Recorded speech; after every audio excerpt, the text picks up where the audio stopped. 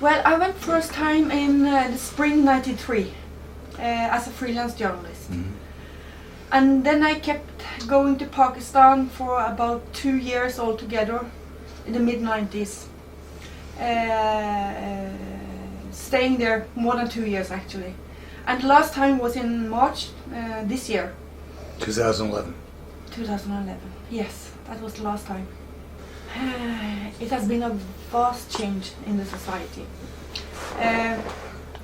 I was maybe quite bold when I started going to Pakistan. Of course I had respect for the culture and I had to learn my way. Anyway, I traveled also a lot alone, all over Pakistan almost, even into the tribal areas where you're actually not supposed to go. I felt very safe and comfortable. I didn't feel threatened at all. Now when I found my friends in Islamabad, which has been a Western enclave out of Pakistan in a way. I was bicycling in the streets there in the 90s. When I phoned them and asked or told them that I would like to come in March and visit them, they said actually to me exactly these words: do you have to come? Because Pakistan and Islamabad is not what it was when you were here last time in 2004. So there has been major changes. Islamism is on the rise, and as we all know, terror is on a daily basis, even into Islamabad. So it was quite shocking for me to come back this time, to feel the lack of freedom myself on my own movements. In Islamabad, there are almost as many Westerns as Pakistanis. You have the diplomacy there and everything, but now I felt almost alone as a Westerner in the streets. And my friends also told me, you don't leave Islamabad, because actually it's safer, of course, in Islamabad. But the checkpoints all over. And our embassy, it was packed in, and with 2 security points. So it was very shocking for me to see this. And that was, the Norwegian embassy is due to the Mohammed cartoons. I'm quite stubborn, so I behaved as I normally did, and I dressed as I normally did, properly though, of course, according to cultural norms, but not in their clothes, but in Western clothes. So I felt after some time comfortable, because I got scared when everyone was saying, take care, take care, take care. You get scared or upset or confused, you know. But after a couple of days, I felt like home again. I mean, how would you compare it to, say, Rosengard? I have never been to Rosengard.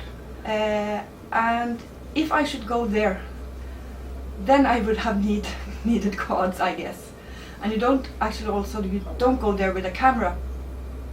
I know male photographers in Norway, they don't dare to do that. So to be frank, I would rather stay in Islamabad than in Rosengard. Yeah. That we are now developing areas which have started to resemble no-go zones in Great Britain, in Germany and France. I think it's just a matter of 5 to 10 years, and we will have a kind of Rosengard in Oslo, for example. Also maybe in the second largest city. So it's going very fast now in a negative direction, and much faster than what I predicted just 5-10 years back. No, there is no doubt that the freedom, the level of freedom I had as a young woman, young women in Norway will not have, and don't have actually today, and they will not have it in the future, as far as I can see. So the freedom for women in Europe is going backwards. No, I think that what has been up in media is that girls in schools, they are mocked by Muslim boys, and they dye their hair black, yes. blondes are dyeing their hair black. That's correct. And some of them also moved to other parts of Oslo to be let alone. Yeah. So, what do you think can be done to protect traditional European and Western values of individual liberty? First and foremost, you have to have politicians who love their own country and appreciate the freedom and who see what is on stake. Our politicians in Norway, in general, they don't see what is on stake. If they see it, they don't want to say it loud because they are afraid of this being labeled racist and so on. I think we have a big problem with not appreciating the fantastic societies created in Europe, especially when it comes to the personal freedom. And personal freedom, that is the core of the freedom in the society. And that you don't find in Islamic cultures. Because there is no personal freedom, as I can see it, in the basic texts of Islam. You will find Muslims who feel personal freedom and who act on it. But that is individuals. Islam as such hasn't got any personal freedom inside the holy texts. No. Yeah. Actually, there are created a lot of myths. And very superficial myths. I can take one. The immigrants coming from the 70s and up until today, they have built the Norwegian society. Well, can you prove that? Now we see that the politicians, they have understood that has happened over the last few months in Norway, that the welfare state is at stake because of the high unemployment among non-Western immigrants. And then we are not supposed to say, actually it is mainly among Muslim immigrants. And again, it's mainly the women who are kept out of the labor market due to Islam's view on women. But these are myths that it's hard to cling to now, because we have to cut in the welfare state, in the goods. I don't know how you say it. I can take that again. The benefits and these things you get. Welfare Benefits. Yeah. So that is a myth that is hard to cling to now, because now it seems like we have to cut in the welfare benefits to ordinary people. And why is it so? Mainly, not only, but mainly due to a failed integration and immigration policy. It is. It is collapsing. If we continue like today, I think it will collapse in 10, maybe 15 years, the way we know it today. Of course we will have social unrest in Europe. There's no doubt about that. I mean, whether it is Muslims or Hindus or Christians who will suffer, of course there will be social unrest and tensions. How far away do you see this as happening? 10 to 15 years. We have no clear statistics on that. We have a UN quota. That is 1,500 UN refugees coming to Norway every year. These are people who, according to UN, are really suffering and need refuge. Okay? Then you have the asylum seekers. I think most Norwegian, and I've also heard from top politicians that they know that maybe 90+% are fake. They are economical refugees.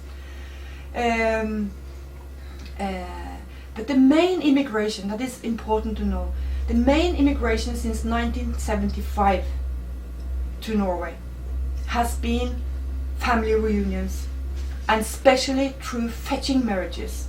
I mean, new marriages, and picking up a spouse in the city or the hometown where your parents come from. That is a major problem, how to explain why we didn't manage to integrate, especially the Muslims. because most of them are coming from the villages, many illiterate or with very little education, and how to manage to integrate into a sophisticated, modern, also value-wise society like, for example, Norway. That's very hard. It would have been hard for me as well, isn't it? I would like to say one thing, because the Persians, those coming from Iran in the 80s and 90s, they are a great success. And why? Why so? I think the answer is quite easy. Because they are genuine refugees, coming from well-educated families, political elite. I'm talking about the 80s and 90s. They ran away from Khomeini seeking freedom. So value-wise, they were integrated or assimilated in our freedom values before they arrived. And I also have to tell you one thing. Until today, I have never met one person who has not turned his or her back on Islam. Of course they exist, I'm talking in general, and from my experience. They are doing very well. So, the Persians? Persians. Yeah. But none of them turned their back on Islam? Yes. I say that I have never met one single person who has not turned has not. his or her back on Islam. They are living fully in Norwegian society on every level. So a Muslim isn't a Muslim. Yeah. That was my point. Okay. So this is a successful group in Europe. Okay, that's good. We don't cope with it. We don't cope. We don't have a system to get rid of it or try to fight it. Very typical. You will see it practiced like this. Let's say you have a Somali couple, then there is a divorce. The divorce rate is very high among Somalis. Then the woman is supposedly living alone with the children, getting extra benefits. And the husband is remarrying, picking up a woman from Somalia. But with the first wife, he is still married with her, according to Sharia. So, how can you manage to trace that? That's quite hard. We have to stop as much as we manage of today's integration and our immigration, and we have to seek skilled labor coming to our country. That is one main solution. And we have to stand up for our culture and our values. They are not for negotiation. They are today.